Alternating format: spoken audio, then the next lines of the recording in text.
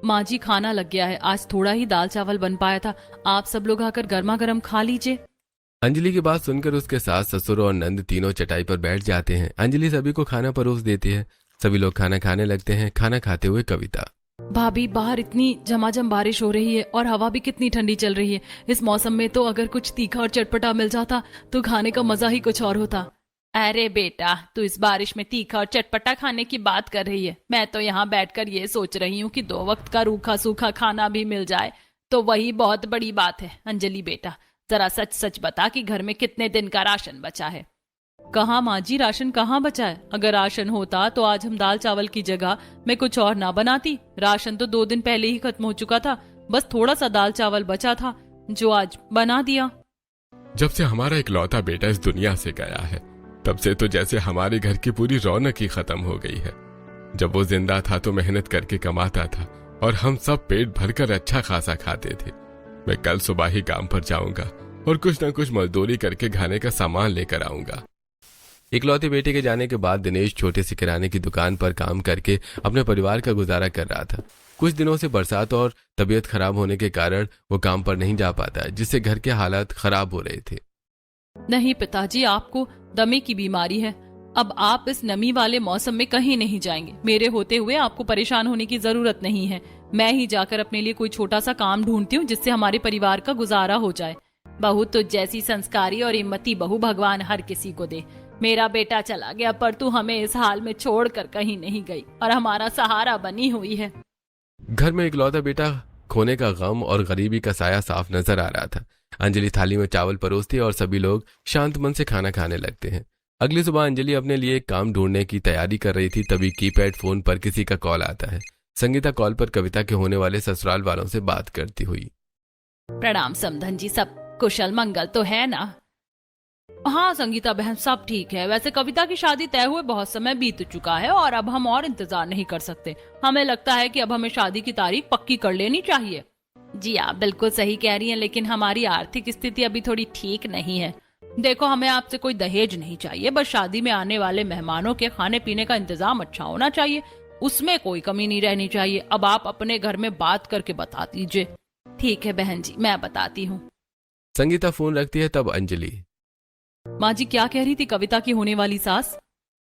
वो कह रही थी कि शादी को बहुत दिन टाल दिया गया है और अब वे जल्द से जल्द शादी करना चाहते हैं। उनका कहना है कि वे दहेज नहीं लेंगे, लेकिन बारात और मेहमानों के खाने पीने का इंतजाम बहुत बढ़िया होना चाहिए। इतना अच्छा और बिना दहेज का रिश्ता हमें दोबारा नहीं मिलेगा बहू। अगर पैसे न होने की वजह से ये रिश्ता भी टूट गया तो इस गरीब बाप की बेटी से दोबारा शादी कौन करेगा?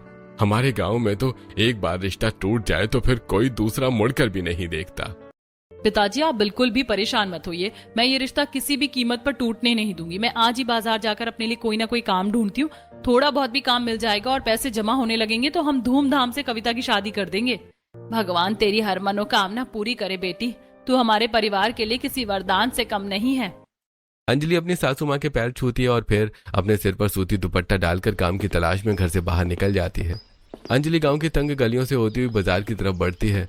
वो एक बड़ी किराना दुकान के बाहर जाकर दुकानदार से, भैया जी प्रणाम, क्या आपकी इस दुकान पर मेरे लायक कोई काम मिल सकता है? मैं झाड़ू पोछा, डिब्बे साफ करना या सामान उठाने का कोई भी काम बहुत ईमानदारी से कर सकती हूँ। अरे बहन जी, आप देख नहीं रही हैं कि बाहर कितनी मूसलाधार बारिश का मौसम बना हुआ है। ग्राहक तो वैसे ही नहीं आ रहे हैं। ऐसे मंदी के मौसम में दुकान में काम कहाँ से होगा? आप कहीं और जाइए। अंजलि दूसरी दुकान पर जाकर दुकानदार से, भैया जी थोड़ा सा भी काम हो तो दे दीजिए, मेरे घर में खाने को अन्न का दाना तक नहीं है। नहीं बहन जी, मेरे पास यहाँ कोई काम नहीं है, आप कहीं और बात कीजिए।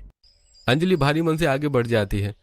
वो एक बड़े से पक्के मकान के दरवाजे पर पहुंचती है और कुंडा खटखटाती है। एक मकान मालिक बाहर आती है। दीदी जी नमस्ते, क्या आपके घर में साफ सफाई, बर्तन या कपड़े धोने का कोई काम मिलेगा? मैं बहुत मुसीबत में हूँ। हमारे यहाँ पहले से ही 2 नौकरानियां लगी हुई हैं। हमें किसी नए काम करने वाले की कोई जरूरत नहीं है। चलो जाओ यहाँ से, फालतू में समय मत बर्बाद करो। मकान मालकिन मुंह पर ही दरवाजा जोर से बंद कर देती है। अंजलि की आंखों से आंसू छलक पड़ते हैं। अचानक मूसलाधार बारिश शुरू हो जाती है। अंजलि भागकर सड़क के किनारे बने एक पुराने बस शेल्टर के नीचे शरण लेती है। वो अकेले बेंच पर बैठकर रोते हुए, हे भगवान, बीमार ससुर जी की दवाइयाँ खत्म हो चुकी, घर में राशन का एक दाना नहीं है और ननद की शादी की चिंता सर पर मंडरा रही है। मुझे एक छोटा सा भी काम नहीं मिल रहा, अब मैं कहाँ जाऊँ। दूसरी तरफ घर पर अंजलि के काफी देर तक न लौटने से चिंतित संगीता अपने सिर पर पुरानी पन्नी ढके अंजलि को ढूंढने निकलती है। गलियों में ढूंढते हुए जब वो बस शेल्टर के पास पहुंचती है तो अंजलि को रोते हुए देखकर उसके बगल में आकर बैठ जाती है और उसे समझाते हुए, बहू, अरे मेरी बच्ची, तू यहाँ अकेली बैठी रो क्यों रही है? क्या हुआ बेटा? माँ जी, मुझे कहीं भी कोई काम नहीं मिला, सबने मुझे भगा दिया, घर में राशन नहीं है, पिताजी बीमार है, अब हमारा गुजारा कैसे चलेगा माँ जी? बहू, तू इतनी चिंता क्यों करती है? तू अकेली नहीं है, ईश्वर बहुत बड़ा है और वो अपने बंदों को कभी भूखा नहीं मरने देता। मैं तेरे साथ हूँ ना, हम दोनों मिलकर कोई ना कोई रास्ता जरूर निकाल लेंगे। फिलहाल तू उठ और मेरे साथ घर चल। संगीता अंजलि के आंसू पोंछती है और उसका हाथ थामकर भीगते हुए घर की तरफ चल देती है। संगीता और अंजलि भीगती हुई घर आती हैं। दोनों अपने अपने कपड़े बदलकर बैठ, तभी सुशीला वहां जाकर एक डिब्बा संगीता की तरफ बढ़ाते हुए, अरे संगीता बहन, देखो मैं तुम्हारे लिए क्या लाई हूँ। आज मेरा बेटा शहर गया था तो वहां से बहुत सारी पाव भाजी ले आया था, हम सब ने खा ली, फिर भी बहुत सारी बच गई तो मैंने सोचा कि तुम लोगों के लिए ले आऊं, तुम सब मिलकर गर्मा गर्म खा लो। अरे सुशीला बहन, बहुत बहुत धन्यवाद। अरे इसमें धन्यवाद की क्या बात है बहन, पड़ोसी ही तो पड़ोसी के काम आता है। लो ये डिब्बा रखो और आराम से खाओ। सुशीला डिब्बा थमाकर चली जाती है। तब देवेश सभी से, अरे चलो भाई, भगवान ने आज के खाने का इंतजाम कर दिया। लाओ बहू, जरा मुझे भी खिलाओ, मुझे तो बहुत तेजी से भूख लगी है। अंजलि सभी को पाव भाजी परोस देती है। बाहर जमा है पाव भाजी खाते हुए कविता, वाह भाभी, ये पाव भाजी कितनी स्वादिष्ट है और बढ़िया है ना। इतना तीखा और मसालेदार खाना तो मैंने बहुत दिनों बाद खाया है। हाँ कविता, शहरों में तो ये पाव भाजी बहुत मशहूर होती है, वहाँ लोग दुकानों और ठेलों पर बड़े चाव से इसे खाते हैं। बिल्कुल सही कह रही हो बहू, शहर के लोग तो शाम होते होते ही पाव भाजी खाने के लिए दुकानों पर भीड़ लगा लेते हैं और ये बहुत तेजी से बिकती भी है। बहू एक बात बता, क्या ये पाव भाजी हमारे इस छोटे से गांव या चौराहे पर नहीं बिक सकती? माँ जी, बिक तो बिल्कुल सकती है, क्यों नहीं बिकेगी, लेकिन इसके लिए किसी को अच्छी और स्वादिष्ट पाव भाजी बनानी आनी चाहिए। तो फिर कोई और क्यों बनाएगा बहू, हम दोनों ही पाव भाजी बनाकर क्यों ना बेचे? वैसे भी तुझे बाहर कोई काम नहीं मिल रहा है तो क्यों ना हम अपना ही ये काम शुरू कर ले। माँ जी, विचार तो आपका बहुत अच्छा है, लेकिन पाव भाजी बनाने के लिए तो बहुत सारा सामान, सब्जियां, पाव और मसाले लगते हैं, उसके लिए पैसे कहाँ से आएंगे? हम कहीं ना कहीं से छोटा सा इंतजाम करेंगे, तू बस शुरुआत करने की सोच। अगले दिन शाम को अंजलि घर में आकर अपनी सास से, माँ जी, मैं अपनी पड़ोसन सुशीला चाची से कुछ पैसे उधार मांग कर लेकर आई हूँ, चलिए अब हम जल्दी से बाजार चलते हैं और पाव भाजी बनाने का सामान ले आते हैं। बहुत अच्छा किया बहू, चल हम दोनों अभी मंडी चलते हैं। दोनों सब्जी मंडी पहुंचती हैं। उनके पास पैसे कम हैं, इसलिए वो थोड़ी सस्ती और छांटने वाली सब्जियों की दुकान पर खड़ी होकर, बहू ये सब्जियां थोड़ी गीली और सस्ती हैं, हम इनमें से छाट छाट कर अच्छी और ताज़ा सब्जियां अलग निकाल लेंगे, जिससे हमारे पैसे भी बच जाएंगे। ठीक है माँ जी, आप आलू और गोभी छाटिए, तब तक मैं दूसरी दुकान से पाव, जीरा, मिर्च और असली देसी घी की जगह डालडे का पैकेट ले आती हूँ। दोनों मिलकर थोड़ा बहुत सामान खरीदती हैं और थैला भरकर खुशी खुशी घर की तरफ लौट पड़ती हैं। फिर अंजलि रसोई में चूल्हा जलाती है। इधर संगीता खराब सब्जियों में से अच्छी अच्छी सब्जियां काट छांट कर निकाल लेती है। फिर अंजलि कुकर में कटी हुई सब्जियां हल्दी और नमक डालकर उबलने के लिए चढ़ाते हुए अपनी सास से, माँ जी, जब तक सब्जियां उबल रही हैं तब तक मैं इस सिलबट्टे पर लाल मिर्च, लहसुन और धनिया पीसकर मसाला तैयार कर लेती हूँ। हाँ बेटा, तू मसाला पीस ले, तब तक मैं पाव को बीच में से काट काट कर रख लेती हूँ और साथ में प्याज, गाजर और नींबू काट कर बढ़िया सा सलाद तैयार कर देती हूँ। अंजलि सिलबट्टे पर मसाला पीसती है, फिर उबली हुई सब्जियों को मैशर से मैश करती है और कढ़ाई में डालडा डालकर मसाले के साथ भाजी तैयार कर लेती है। तभी बाहर से देवेश एक पुराना ठेला खींचते हुए लाकर घर के बाहर खड़ा कर देता है और सभी को आवाज लगाता है। आवाज सुनकर सभी लोग बाहर आते हैं। तब देवेश सभी को ठेला दिखाते हुए, अरे देखो बहू, मेरे एक पुराने पहचान वाले मित्र का यह ठेला खाली पड़ा था, मैं उनसे बात करके इसे किराए पर ले आया हूँ, अब इसी पर तुम अपनी दुकान सजाओ। वाह पिताजी, ये ठेला तो बहुत बढ़िया है, चलिए मैं इस पर साफ कपड़ा बिछाकर दुकान सजाने में मदद करती हूँ। अब अंजलि और कविता मिलकर उस ठेले को साफ करती हैं और अपने जरूरत का सारा सामान उस पर सजा देती हैं, जिसे देखकर देवेश, अरे बहू, आज मैं भी तुम्हारे साथ पाव भाजी बेचने चलूंगा। तभी अचानक आसमान में फिर से काले बादल घिर आते हैं। पिताजी देखिए, फिर से बारिश होने वाली है। आपकी तबीयत अक्सर खराब रहती है, इसीलिए आप घर पर ही रहिए। मैं और माँ जी ठेला लेकर चौराहे पर दुकान लगाने जाते हैं। भाभी, पिताजी घर पर रहेंगे लेकिन मैं तो चल सकती हूँ ना, मैं आपके साथ ही चलूंगी। नहीं नहीं कविता, पिताजी का ध्यान रखने के लिए तुम घर पर ही रहो, मैं और माँ जी पाव भाजी का ठेला संभाल लेंगे। ऐसा कहकर अंजलि अपनी सास के साथ ठेला ढकेलती हुई गांव के चौराहे पर नीम के पेड़ के नीचे आ जाती है। ठेले को पेड़ के नीचे जमाने के बाद अंजलि ठेले पर रखा हुआ एक छोटा सा स्टोव जलाती और भाजी को गर्म करते हुए आवाज लगाती है। आइए आइए, गर्मा गर्म पाव भाजी खाइए। इस बारिश के मौसम में पाव भाजी का आनंद लीजिए। हल्की हल्की बूंदाबांदी शुरू हो जाती है। तभी दो ग्राहक बारिश से बचते हुए ठेले के पास आकर अंजलि से, अरे बहन जी, जरा 2 प्लेट गर्मा गर्म पाव भाजी लगा देना। इस बारिश में कुछ चटपटा खाने को मिल जाए तो राहत मिल जाए। जी भैया, अभी 2 मिनट में गर्म करके देती हूँ।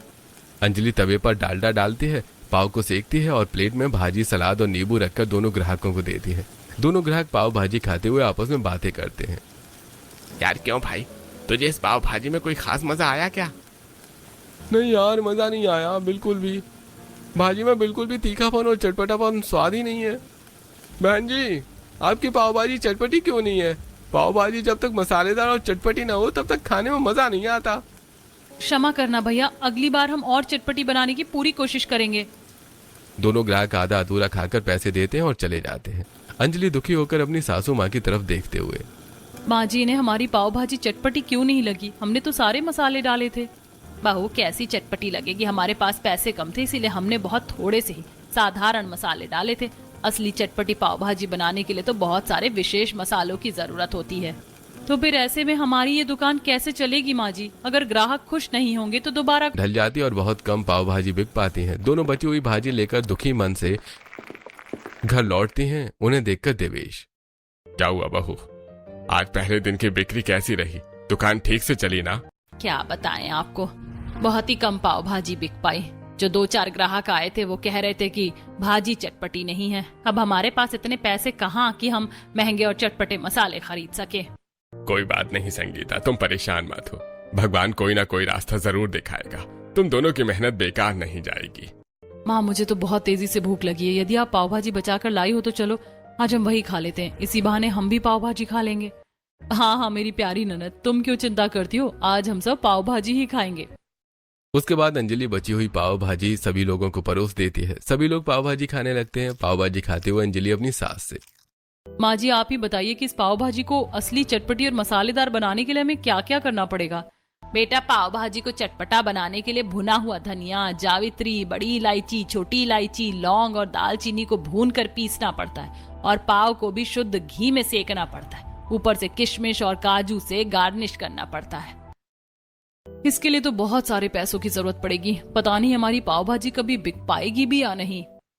सब लोग चुपचाप बची हुई पाव भाजी खाते हैं और उम्मीद हार कर सोने चले जाते हैं। अगले दिन भी अंजलि अपने सास के साथ पाव भाजी का ठेला लगाती है, लेकिन आज भी ज्यादा कस्टमर नहीं आ पाते। ऐसे ही एक हफ्ता बीत जाता है। एक दिन दोपहर में अंजलि अपनी सास के साथ ठेले के पास खड़ी आवाज लगा रही थी और बारिश हल्की हल्की हो रही थी। तभी एक बड़ी सी कार आकर वहां रुकती है और उसके अंदर बैठे हुए 3 दोस्त आपस में बात करते हुए, यार आगे का रास्ता बारिश और पानी भरे होने की वजह से पूरी तरह से बंद है। हमें यहाँ कुछ देर रुकना पड़ेगा। अरे देखो, सामने पेड़ के नीचे पाव भाजी का ठेला लगा है। क्यों ना चलकर थोड़ी पाव भाजी खा ली जाए? हाँ चलो, इस मौसम में गरम गरम पाव भाजी खाना सही रहेगा। तीनों दोस्त कार से उतरकर ठेले के पास आते हैं। जैसे ही सिद्धार्थ की नजर अंजलि पर पड़ती है वो एकदम चौंक जाता है। अंजलि भी उसे देखकर दंग रह जाती है।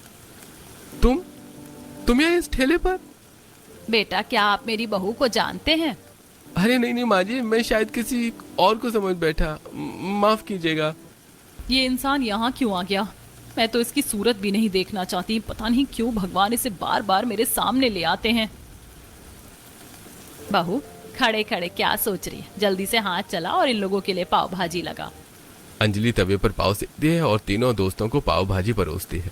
तीनों दोस्त पाव भाजी खाने लगते हैं। पाव भाजी खाते हुए कुशल सिद्धार्थ से, अरे चाची जी, क्या आपकी ये पाव भाजी गांव में ठीक से बिक जाती है?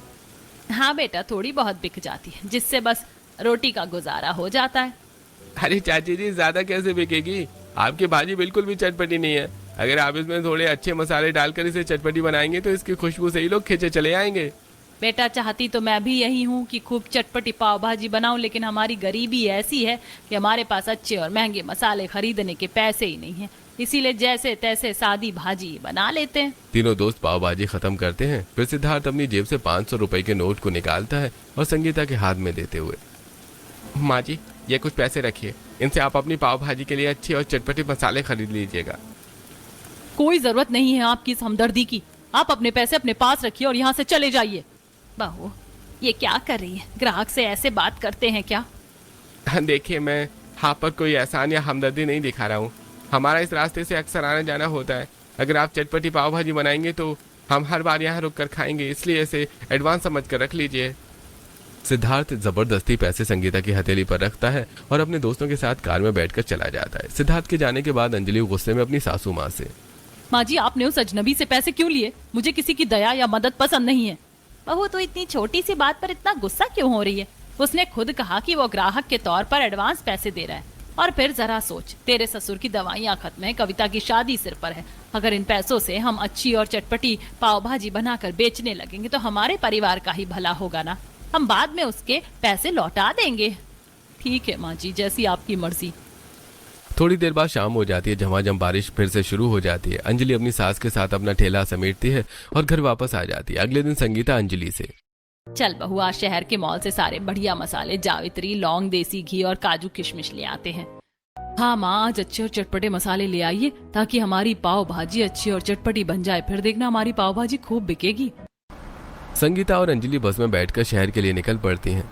शहर पहुंचकर वो एक बड़े मॉल में पहुंचती हैं। मॉल के किराना सेक्शन में सामान खरीदती हैं। संगीता कुछ और मसाले निकलवाने लगती है और अंजलि थोड़ा और आगे बढ़कर मॉल की चीजें देखने लगती है। तभी अंजलि को उसकी पुरानी सहेली अदिति मिल जाती है। अदिति और अंजलि आपस में बातें करते हुए, अंजलि, तू यहाँ? यार, मुझे बहुत दुख हुआ जब मुझे पता चला कि तेरे पति की एक भयानक एक्सीडेंट में मौत हो गई। एक्सीडेंट था या किसी की सोची समझी हत्या, ये तो बस भगवान ही जानता है अदिति। क्या? तू ये क्या कह रही है अंजलि? छोड़ अब उन पुरानी बातों को। जो होना था वो हो गया। अंजलि, तू अभी बहुत जवान है, अपनी पूरी जिंदगी यूं अकेले कैसे काटेगी?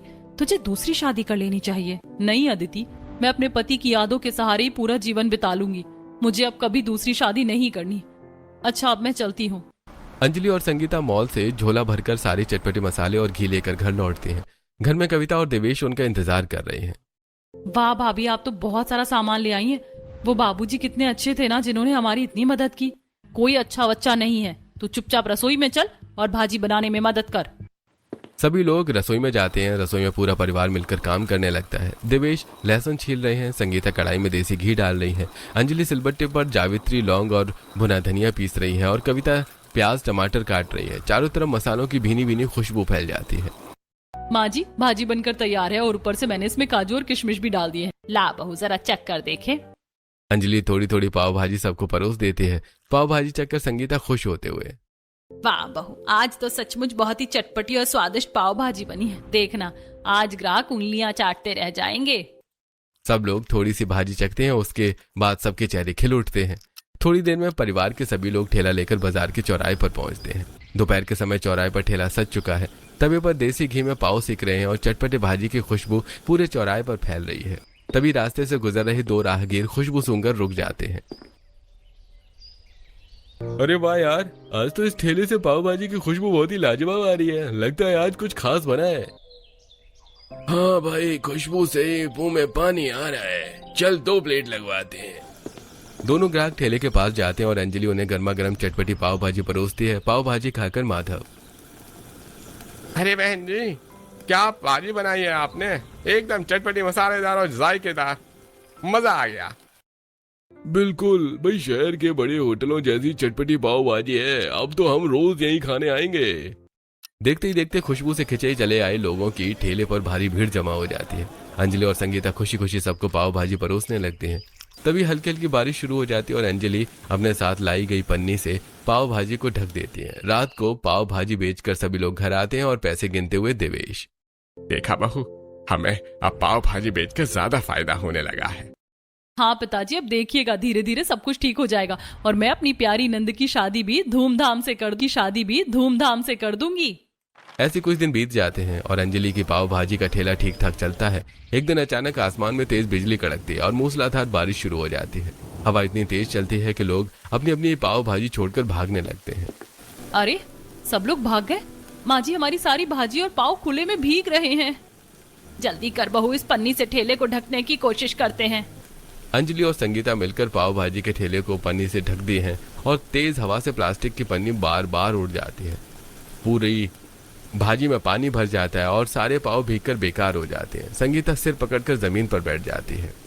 हे भगवान, हमारी किस्मत में कोई खुशी लिखी ही नहीं है। इतनी मेहनत से चटपटी भाजी बनाई थी, सब पानी में बह गई। अब हम क्या करेंगे?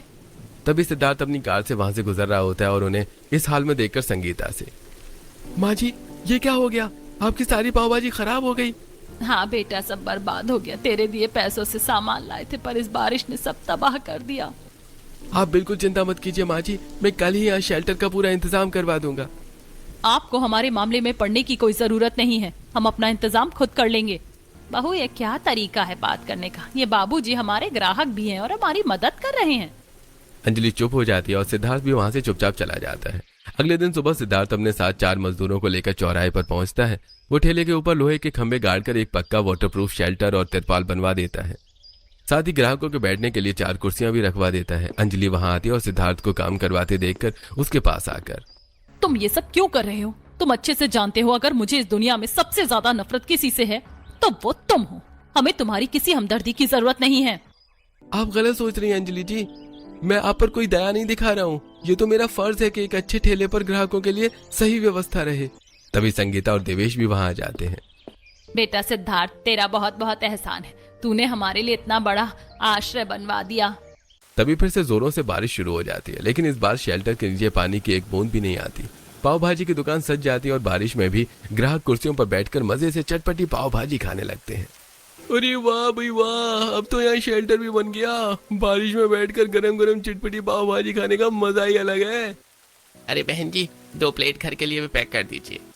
अंजलि खुश होकर पाव भाजी पैक करने लगती है और सिद्धार्थ मुस्कुराता हुआ अपनी कार में बैठकर वहां से चला जाता है। ऐसे कुछ दिन बीत जाते हैं। एक दिन संगीता सावित्री से, हाँ समधन जी, राम राम। हमारी पाव भाजी की दुकान अब बहुत बढ़िया चल रही है। हमने शादी के लिए कुछ पैसे भी जमा कर लिए हैं। ये तो बहुत अच्छी बात है संगीता बहन। जैसे ये बारिश का मौसम खत्म होता है, हम झटपट शादी की तारीख तय करके बच्चों के हाथ पीले कर देते हैं। संगीता फोन रखती है। तभी देवेश बाजार से झोला भरकर राशन, दूध, फल और सब्जियां लेकर अंदर आते हुए, देखो भाग्यवान, आज मैं कितना सारा राशन और फल लेकर आया हूँ। और ये सब दुकान की अच्छी कमाई से संभव हो पाया है। पिताजी, आज तो इस खुशी में घर पर कुछ विशेष खाना बनना चाहिए। हाँ भाभी, आज दाल चावल, मिक्स वेज, पकौड़े और दाल तड़का बनाते हैं। ये सब उस सिद्धार्थ बेटा की वजह से हुआ है जो हमारे लिए फरिश्ता बनकर आया। माँ, रक्षाबंधन भी आने वाला है। मैं तो सिद्धार्थ भैया को राखी बांध दूंगी। वे बिल्कुल मेरे सगे भाई जैसे हैं। अगले दिन चौराहे पर अंजलि और संगीता पाव भाजी बेच रही हैं। कविता और देवेश भी उनकी मदद कर रहे होते हैं। ग्राहकों की भीड़ लगी है। तभी वहां 2 खतरनाक गुंडे लाला साहूकार के साथ लाठियां लेकर पहुंचते हैं। है बढ़िया, मैंने 100 बार तुमसे अपना कर्जा मांगा है। तुम्हारा बेटा मर गया तो क्या मेरा कर्जा डूब जाएगा? इतनी बढ़िया दुकान चल रही है, निकालो मेरा पूरा पैसा ब्याज समेत। लाला जी, थोड़ा समय दे दीजिए। बेटी की शादी के लिए पैसे जोड़े हैं, शादी होते ही आपका कर्जा चुका देंगे। मुझे कोई बहाना नहीं सुनना, मेरे पैसे तो वरना ये ठेला खाली करो। ये सब हो ही रहा होता है कि तभी सिद्धार्थ अपनी कार से वहां आ जाता है। वो कार से उतरता है और ठेले के सामने खड़ा हो जाता है। खबरदार, जो किसी ने इस ठेले को हाथ भी लगाया, हाथ पैर तोड़ कर रख दूंगा। लाला, तू यहाँ से जाएगा या पुलिस को बुलाऊं? अरे भाई, मैं क्यों जेल जाऊं? पैसे ये लोग नहीं दे रहे हैं मेरे। कितने पैसे हैं बता, मैं देता हूँ। नहीं, हम तुम्हारे 1 पैसे नहीं लेंगे। चुप कर बहू, से हमारी मदद करने दे, हम उसके पैसे बाद में लौटा देंगे। अरे नहीं नहीं साहब, मुझे कोई पैसा नहीं चाहिए, मैं जा रहा हूँ।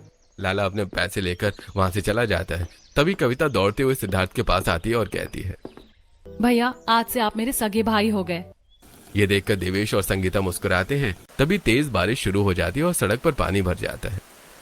अरे भाई, आगे पुल के पास बड़ा गड्ढा है और पानी भरने से रास्ता बंद हो गया है।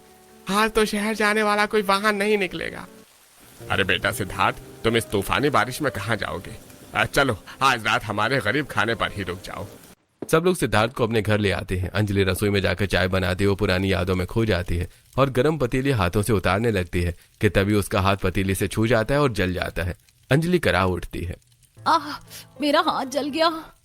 वहां बैठा सिद्धार्थ तुरंत दौड़कर किचन में आता है। उसके पीछे सभी लोग दौड़कर किचन में आते हैं। तभी सिद्धार्थ उसका हाथ पकड़ता है और उस पर पानी डालने लगता है। अंजलि गुस्से में अपना हाथ छुड़ाती है और सिद्धार्थ के गाल पर एक जोरदार थप्पड़ जड़ते हुए, तुम्हारी हिम्मत कैसे हुई मुझे छूने की? अंजलि, तेरा दिमाग खराब हो गया है क्या? एक तो तू जल गई है और वो तेरे हाथ पर पानी डाल रहा था। और तूने उसे एक थप्पड़ मार दिया। जा अपने कमरे में। अंजलि रोती हुई अपने कमरे में भाग जाती है, संगीता हाथ जोड़कर सिद्धार्थ से माफी मांगते हुए।